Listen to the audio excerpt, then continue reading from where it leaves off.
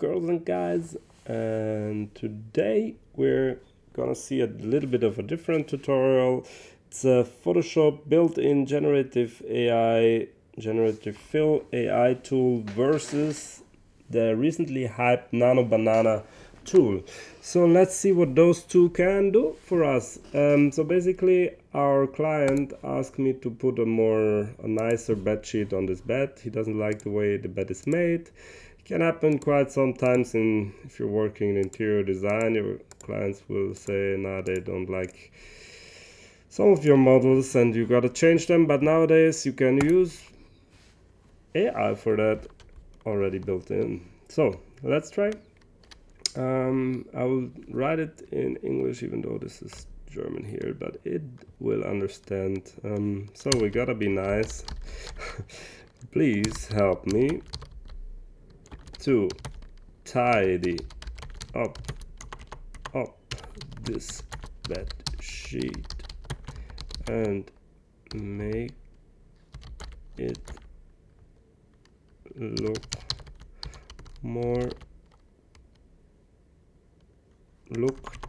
make the bed look more tidy. Let's see what it does. I already made some other examples. It uses Firefly Image 3 for this process, which is the latest update of Photoshop that you should get as well because it's really handy. And it improved quite a lot with the integration. But this time I was not lucky. Other times I was more lucky, and maybe because I made already some other choices, it gave me just nothing at all.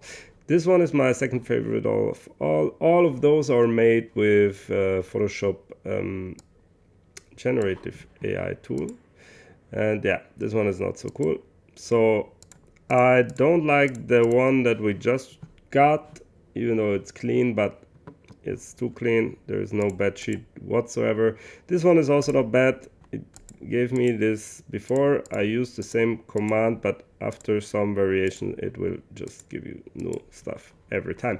So let's do the same thing with the use of Nano Banana, which is this famous plugin that you can get for $9, which is quite fair price, I have to say, because it's a lifetime access to this plugin, and it's made by Austria. I'm not sponsored or anything, but I paid it myself, and I like to use it as well because sometimes it can be quite handy to have another AI inside your Photoshop because it will give you a slightly different result. So let's see what it does. I already have put the prompt here. Help me please. Let's put please because it's important to be nice.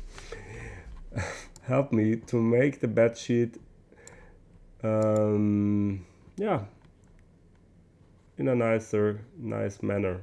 Well, it's not too bad. We want just one variation for now, and let's go. And it will take some couple seconds here to load, and as we wait, it also did the same thing. Basically, it didn't give me any blanket. Yeah, you will have to put this back again, and I have to say this time it worked better, but in some instances you will have to make the mask be more to make it blend in better, because I noticed that Nano Banana has a lot of glitches when it comes to putting it in, but maybe it gave me some kind of blanket, but nah, not really. And another instance it did the same thing to me already, but it gave me another one which I found quite nice, is this one, and it's maybe my favorite one, although here, yeah, it seems to be a bit glitchy, and as well here I will have to do some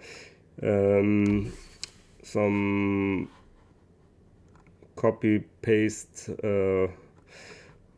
work to get this with the clone stamp to get this working. But all in all, I have to say, not a bad feature to have as well in your Photoshop if you're not happy with the generative fill already built in Photoshop. But I have to say that this got really good lately, so I don't think Nano Banana is really necessary at this point, even though it's handy to have a